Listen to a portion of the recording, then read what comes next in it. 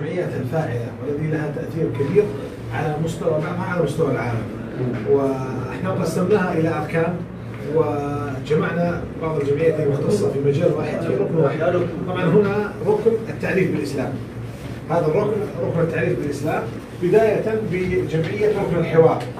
جمعية ركن الحوار هي تعتبر أكبر منصة رقمية لدعوة غير المسلمين للإسلام، منصة عن طريق الشبكة العنكبوتية فقط، لها عمرها ما بين 10 سنوات إلى 12 سنة، أسلم على أيديهم أكثر من 40,000 مسلم جديد. الله أكبر. كلها عن طريق النت، كلهم محادثات عن طريق الشبكة العنكبوتية.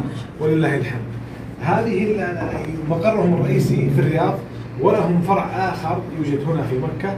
ولله الحمد نحن على شراكات معهم ونقيم ونرسل لهم وفود كذلك وهم يستقبلون، وإذا أحد أحب أن يزورهم نحن نرتب لهم معهم إن شاء الله ويزورهم ويطلع على البرامج عندهم عن قريب.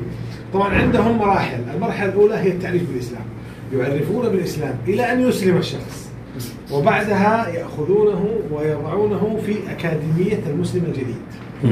هذه لكي يعلمونه تعليم الإسلام ويربطونه بالإسلام. وبعدها عندهم دورة ثالثة وهي دورة أن تكون داعية ومعرفة بالإسلام عن طريق الشبكة العنكبوتية معهم. ولله الحمد هذه أقيمت لكثير من الوفود اللي جاءتنا وأخذوا عن طريقها شهايد، وما شاء الله أصبحوا من المدربين المعتمدين عن طريق الشبكة العنكبوتية. كذلك في جمعية وقت الحوار. جمعية وقت الحوار هذه مقرها في الرياض، وهي كذلك قريبة من وقت الحوار، لكن عملهم هؤلاء هي نشر الكتب والأشياء الإسلامية اللي تخص الإسلام والمسلمين بأكثر من 73 لغة على مستوى العالم، ولهم حوارات وأسلم على أيديهم كثير، ومقرهم الرئيسي في الرياض. هذه هي بعض منتجاتهم وبعض يعني الأشياء اللي يمتازون بها. وهذه كرت لجمعية ركن الحوار، من أراده فليأخذه، من أراده تصور الباركود يطلع لك بياناتهم كاملة، وممكن أن تتواصل معهم وهم مرحبين بذلك. طبعا هذه هي. الركن الآخر ركن القرآن الكريم وما يخصه من جميع هذا. طبعا هذا تعرفونه هو العشر الأخير أظن منتشر على مستوى العالم، يعني جاءونا أناس من مستوى العالم، على مستوى العالم في أطراف الأرض وشرقها وجنوبها، كلهم وصل إليهم هذا مختصر التفسير. هذا والله الحمد أقصد العشر الأخير ترجم إلى لغات كثيرة جدا ونشر على مستوى العالم كامل. مقر الجمعية في الرياض، جمعية الروضة بالرياض، هي أكبر جمعية دعوة على مستوى المملكة، ولهم جهد كبير جدا، وهذا بعض من أعمالهم. كذلك جمعية المختصر أو دار المختصر، مختصر التفسير أظنكم تعرفونه، وصل إليكم، وصل إلى كثير من البلدان. هذا عملهم دار مختصر التفسير، وترجم إلى عدة لغات والله الحمد، وتم نشره على مستوى العالم. كذلك من أعمالهم هذا ربع ياسين، هذا كان يأتينا قديما، وأظن كثير من اللي درسوا في مراكز التحفيظ والمساجد كان يصل إليهم هذا بشكل مبسط والله الحمد، ونفع الله به الطلاب بالذات طلاب التحفيظ بشكل كبير جدا. وهذا طبعا من بعض أعمالهم. طبعا الجمعية الثالثة هي جمعية النبأ العظيم. جمعية النبأ العظيم مقرها هنا في مكة، ولهم دورات على مستوى العالم عن طريق الزوم، يقيموا دورات في كيفية تدارس القرآن الكريم ويعطوا شهادة. وكذلك وأردتم أن نربطكم بهم، الأمور كلها متاحة، وأرقامهم عندنا ممكن نعطيكم إياها بإذن الله تعالى. كذلك هنا الركن هذا هو ركن تعليم الأطفال أو تعليم الأولاد اللغة العربية. قاعدة نورانية معروفة. طبعا هذه الجمعية جمعية في جدة، القاعدة النورانية مقرها في جدة والله الحمد، وكما تعرفون منتشرة على مستوى العالم ولله الحمد والفضل والمنة. كذلك في بعض الجمعيات المختصة في مجال تعليم الأطفال اللغة العربية، كذلك للناطقين بها ولغير الناطقين بها والله الحمد، ونفع الله بها نفعا كبيرا. الركن هذا هو ركن المناهج التعليمية، بداية أكاديمية زاد تعرفونها، الآن يدرس فيها الآن ما يقارب من 40,000 طالب، كلهم عن طريق الشبكة العنكبوتية، وهي معترف بها عالميا وفي كثير من الدول شهاداتها معتمدة والله الحمد. وعندهم منهج متكامل، وعندهم كأنك دراسة جامعية عن بعد والله الحمد. ومن أراد التواصل بهم يعني إن شاء الله سنعطيكم الكود في الأخير يتواصل بهم ويسجل. كذلك البصائر والاستشارات التنموية. هذه البصائر أو التربية الإسلامية هذه مختصة بالمناهج في الدول غير المسلمة، وكذلك في الدول المسلمة، لكن اختصاصهم بالأصل في الدول الإسلامية. هذه المناهج يضعونها للمدارس التي تدرس الإسلام في بلاد الغرب، ونفع الله بها نفعا عظيما، حتى جودة الطباعة وجودة المناهج وقوتها تعادل مناهج دول ولله الحمد، ويدرس في كثير من بلدان غير المسلمين، وكذلك بعض البلدان الإسلامية الإسلام فيها ضعيف. هذه المناهج اللي هنا، كذلك مناهج لتعليم الأطفال الصغار، كذلك مناهج تعليم الأطفال الصغار يعني بشكل مبسط وشكل يعني يصل المعلومة إلى الطفل بشكل يعني متميز وجدا. الركن هذا هو ركن الجمعيات التي هنا في مكة وعاملها معنا بشكل كبير جدا. مشروع تعظيم بلد الله الحرام الذي الدكتور خالد النهاري يشتغل فيه. الدكتور خالد النهاري طبعا هو ما شاء الله الدكتور خالد النهاري هذا كان يشتغل في شركة أرامكو، أو شركة أرامكو النفط، والرجل ما شاء الله رجل محتسب، ترك أرامكو وقدم استقالته وجاء هنا إلى مكة، وما شاء الله ودرس وتعلم وأبدع. يحفظ مكة يا إخوة، لا أبالغ قلت لكم يحفظها كما يحفظ كف يده. والله نخرج معه أنه يعلم واضحين على مستوى الصخرة، وهذه الصخرة كذا كذا من شدة ما درس وتعلم في هذا المجال. وهم جمعية مختصة في ماذا تعني مكة للمسلمين، للزوار والمعتمرين والحجاج. ما شاء الله يوميا يستقبلون عشرات الوفود عندهم في الجمعية، ومن زارنا أظن في برنامج الوفادة زارهم في مشروعهم. كذلك مشروع تعظيم قدر الصلاة مشروع كبير، وبعض المشايخ اللي زارونا كذلك زرناه، الدكتور عبد الكريم السلمي صاحب الفكرة، وما شاء الله عندهم معرض مبسط بشكل بسيط ومعرض جميل، وتم نقله ولله الحمد إلى كثير من البلدان العربية والإسلامية. كذلك جمعية القيم النبوية أو مشروع القيم النبوية أو المجتمع المسلم، هذا الدكتور حسن فلالي هو هنا يقيم في مكة. هذا الدكتور كان مدرسا ثم أصبح موجها ثم تقاعد. في التقاعد يعني قال ماذا اجتمعه مجموعة من الدكاترة وخرجوا بفكرة أن يعملوا مشروع اسمه مشروع القيم النبوية، ولله الحمد نفع الله به نفعا كبيرا في هذه البلاد المباركة، وتم تدريسه في كثير من في المدارس، أصبح منهجا في المدارس في الأنشطة.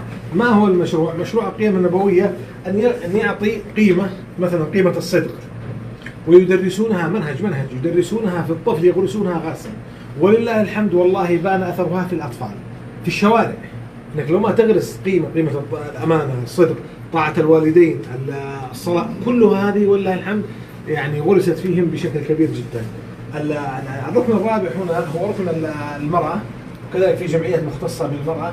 في الداعية الصغيرة.